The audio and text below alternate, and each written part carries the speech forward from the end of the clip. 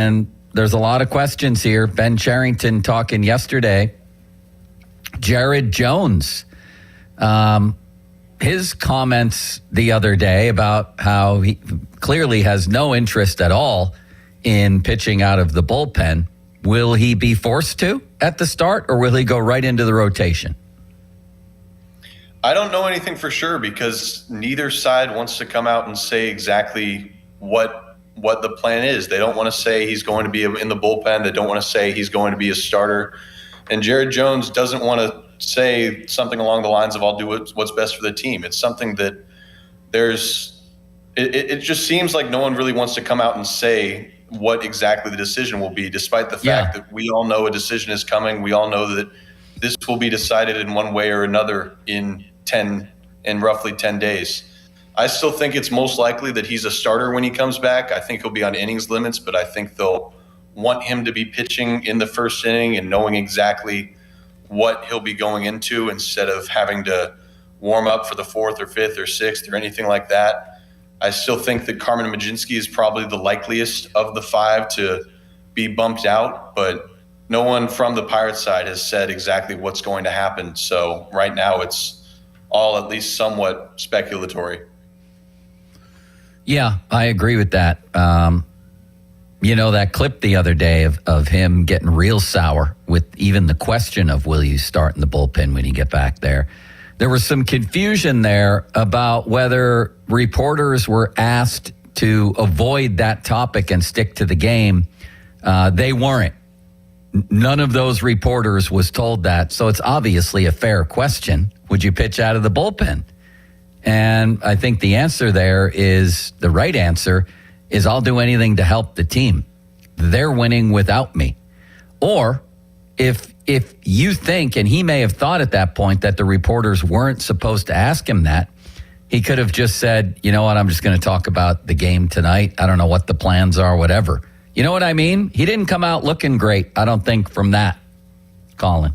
Yeah, I agree. And I heard the same thing you heard, that the reporters were not told that they can't ask a very fair question about what his role will be with the Pirates. I do think that this could have been handled a lot simpler than the way that either the Pirates are handling it by trying to say it's a reporter's fault for asking a question Jared Jones could have responded to it a lot better. Heck, he could even say something along the lines of, I would strongly prefer to pitch as a starting pitcher or something along those lines. But just saying no didn't make him look good. But again, this is a decision that we all know is going to happen. We know that a move will be made in 10 days. I don't necessarily see who it hurts if you say he's going to be a starting pitcher, or even if you say he's going to start in the bullpen. I don't see the benefit in not sharing what the plan is. Well, I think our guy Matt Clement the other day who pitched in the majors, had a good point that if he's in the rotation, you can very easily manage how many pitches, exactly where you're going with the management coming back from injury. You know what I mean? You have to be very careful with him because he's coming off of injury. And if he's in the rotation, you can say, this is when you're starting, this is how many pitches you're throwing, this is how many innings you're throwing. Right. And you can set it up that way. You can't really do the same out of the bullpen unless you're doing like a 1 or 2 inning type situation where he's still starting the game and then as an opener like we saw with Mlodzinski yesterday. But it's clear that Jared Jones wants to be a starter. I think that he serves this team best as a starter. So I think that's the decision they will likely go with. All right, let's move on. The catching situation has become very intriguing. So you have Henry Davis, very good defender, hitting 151. You have Joey Bart, who appeared to be establishing himself as the starting catcher with a little offensive hot streak, emphasis on little, but he was hitting. He's now injured. You have Endy Rodriguez, a one-time, big-time prospect who's been injured for 2 years, coming up from AAA and having a big game the other day. And then you have Rafael Flores, who was the centerpiece of the Bednar trade. You don't make that deal for that guy if your plan is not to play him sooner rather than later, especially at his age. but he's not having a good year in AAA. Neither was Rodriguez. How does this whole thing shake out? That's a problem that the Pirates have had basically all season when they elected to roster 4 catchers at the 40-man over the offseason. And yeah, it's the depth helps you now when Joey Bart is out with the foot infection, and we don't know how long it'll be. I asked the Senior Director of Sports Medicine, Tom Tomczyk, yesterday, and he said it's too early to speculate on what the timeline would be with Bart, so we don't know if it's short-term, long-term, whatever. Like, that's something that we don't have answers on yet. I still think that Henry Davis has a pretty secure spot on this team, regardless of batting average, because of what he means defensively and most importantly, what he means to number 30 and the rest of the pitching rotation. Yeah. I don't see them moving on from him at any point mid-season, especially when Paul Skeens looks like he's on his Cy Young form again. And I think that he's at minimum the backup catcher on this team. But if Endy does continue what he did off of one game, and it's important to say it's one game, then yeah, you can have that discussion. He definitely could earn himself a starting role if he continues to perform well. And I think that Joey Bart would probably be the most likely to miss out, but Joey Bart was performing a lot better. Endy Rodriguez has played one game. I need to see a little bit more before that conversation can really start happening.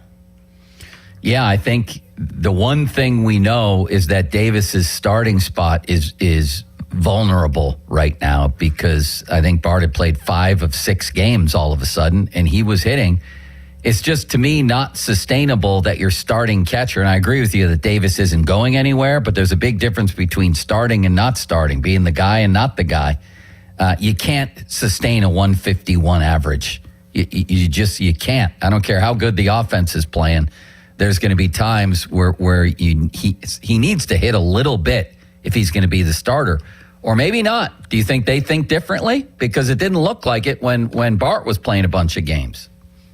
Yeah, they're certainly very interested in having a catcher who is hitting better. Like whenever Don Kelly has played the hot hand at third base, he's played the hot hand at catcher. When a guy's hitting, he's going to play as much as possible. But I also don't think that they think that offense is where Pirates catchers can most help the team. I think that they see that this team is built around its pitching, and they should do everything they can to maximize that pitching. And if that means playing a guy with a 150 batting average a little bit more often, then that's understandable, because the Pirates' biggest strength is their pitching. If they end up playing into October, it's going to be because of the pitching. So I think that defense really, really matters at catcher, which is why you can live with Henry Davis and why you can have catchers who aren't necessarily performing as well as you'd like.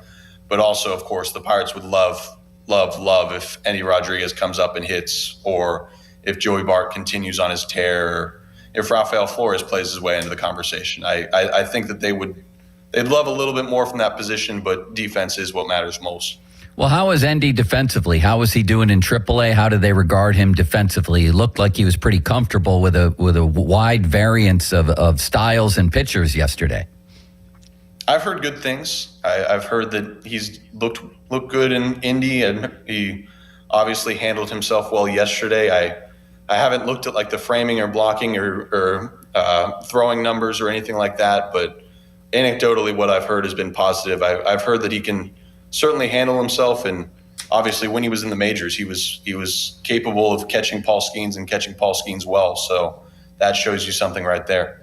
Colin, do you still view Nick Gonzalez as the starting everyday third baseman?